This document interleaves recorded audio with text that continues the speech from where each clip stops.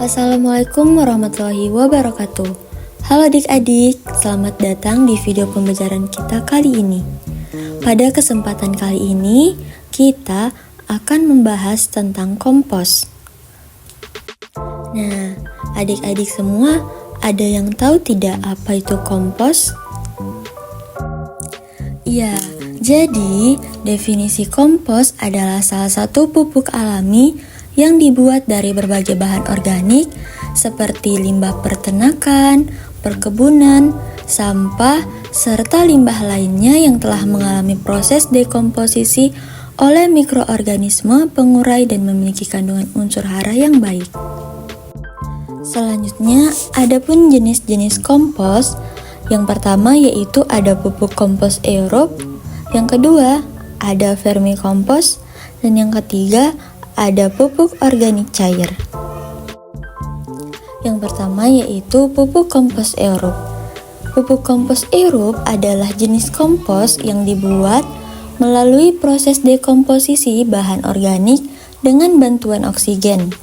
Proses ini melibatkan mikroorganisme seperti bakteri dan jamur yang memerlukan udara untuk menguraikan bahan organik menjadi pupuk yang kaya nutrisi. Proses aerob ini menghasilkan panas yang membantu mempercepat penguraian serta menghasilkan kompos yang tidak berbau. Yang kedua itu ada vermikompos. Vermikompos ini adalah jenis pupuk organik yang dihasilkan dari proses penguraian bahan organik oleh cacing tanah, terutama cacing jenis Eisenia, Fetida, atau cacing merah. Jadi, proses ini melibatkan pengolahan sisa-sisa makanan, limbah pertanian, dan bahan organik lainnya yang dimakan oleh cacing. Kemudian dikeluarkan dalam bentuk kotoran yang kaya akan nutrisi dan mikroorganisme. Dan yang ketiga yaitu pupuk organik cair. Pupuk organik cair ini adalah jenis pupuk yang terbuat dari bahan-bahan alami yang telah difermentasi atau diekstrak dalam bentuk cair. Pupuk ini kaya akan nutrisi dan mikroorganisme yang bermanfaat untuk pertumbuhan tanaman. Penggunaannya lebih mudah karena dapat langsung disiramkan ke tanah atau daun tanaman. Selanjutnya yaitu faktor yang mempengaruhi pembuatan kompos.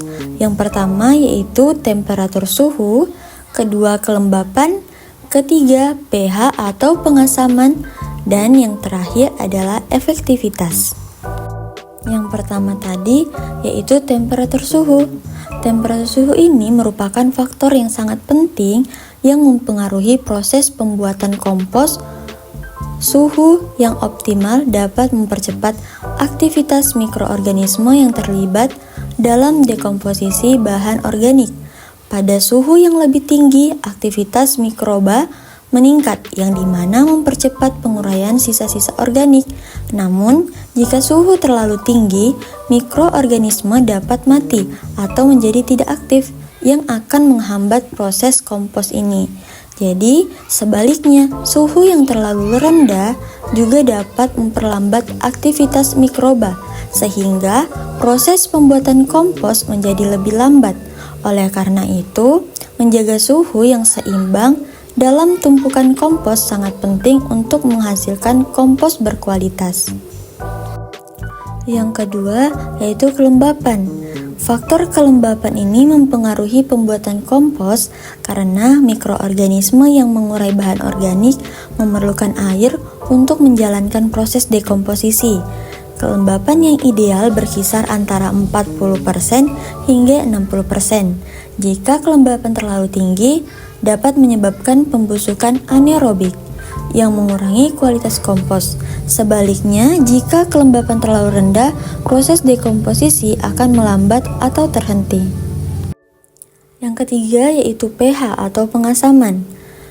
Ini adalah faktor penting dalam pembuatan kompos karena memengaruhi aktivitas mikroorganisme yang terlibat dalam proses dekomposisi.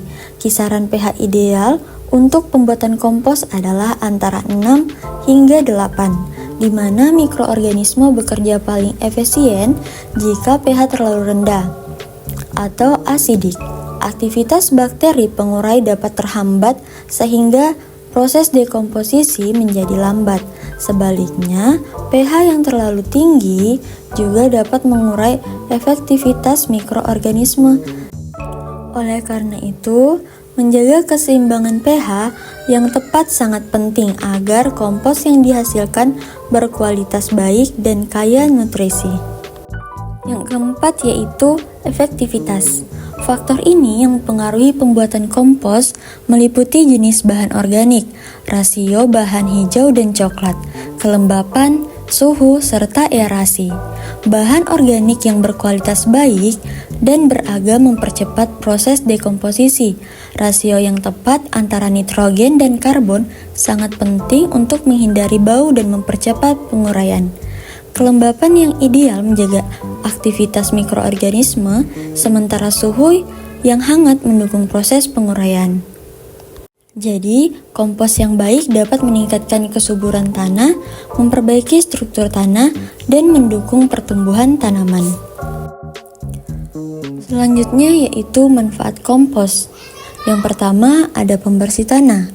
Kompos berfungsi sebagai pembersih tanah dengan memperbaiki struktur tanah, meningkat aerasi, dan mengurangi kepadatan.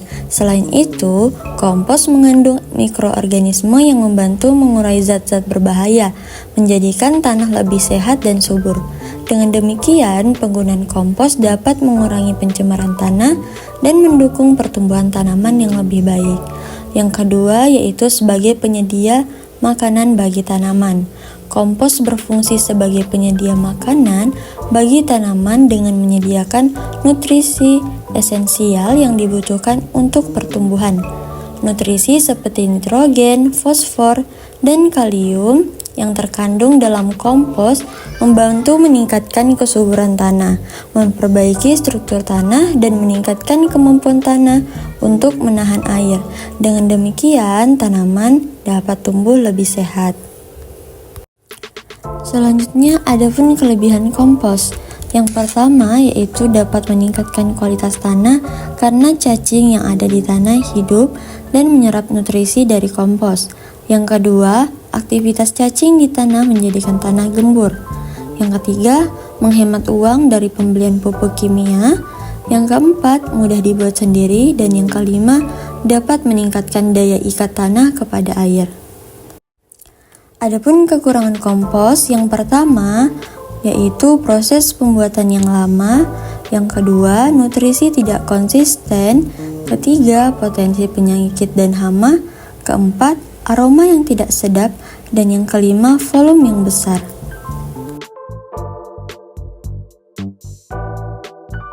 Siapa di sini yang sampah dapurnya langsung dibuang ke tempat sampah? Rugi banget karena sampah yang kita hasilkan setiap hari itu sebetulnya sangat bermanfaat buat tanah. Kali ini aku mau mengolah sampah menjadi kompos atau media tanam yang sangat subur. Pertama, siapkan komposter atau galon yang sudah dimodifikasi seperti ini.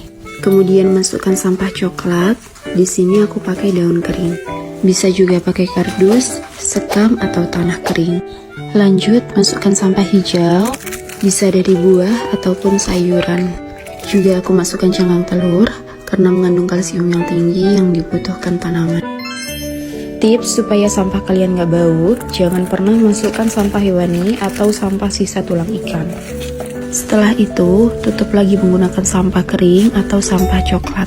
Lanjut, disiram menggunakan air cucian beras, namun skip videonya. Air yang menetes ke bawah bisa digunakan sebagai pupuk organik cair, dan sampah yang di atas bisa digunakan sebagai kompos.